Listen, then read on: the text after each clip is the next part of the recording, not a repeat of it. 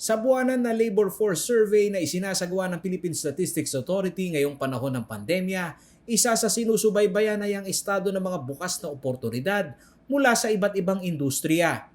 At nitong May 6, 2021, lumabas sa labor force participation rate nitong Marso na bumaba sa 7.1% ang unemployment rate. Katumbas ito ng 747,000 sa kabuuang 3.44 milyon na walang trabaho sa bansa simula noong buwan ng Pebrero ng taong 2021. Ang implikasyon nito sa employment rate ng bansa ay tumaas sa 92.9% o 45.33 milyon Pilipino na may trabaho nitong buwan ng Marso. Sa top 5 sub-industries na may mataas na pangangailangan sa paggawa, nangunguna ang construction industry na nag-increase sa kasalukuyang bilang na 846,000.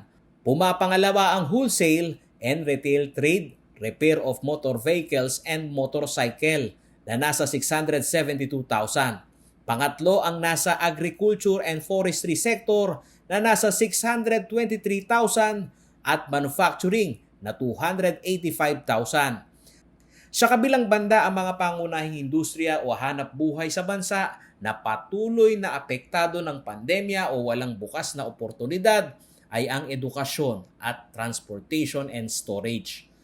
Sa kalagayan ng 45.33 milyon na manggagawa, 62.2% dito ay nakapagtatrabaho na ng higit 40 oras, habang ang nalalabing 36.7% nito ay nagtatrabaho ng mababa pa sa 40 oras. Refleksyon ito ng estratehiya ng ilang kumpanya na imbes na magtanggal ng manggagawa ay ipinatutupad ang paghahati-hati ng oras para sa mga manggagawa.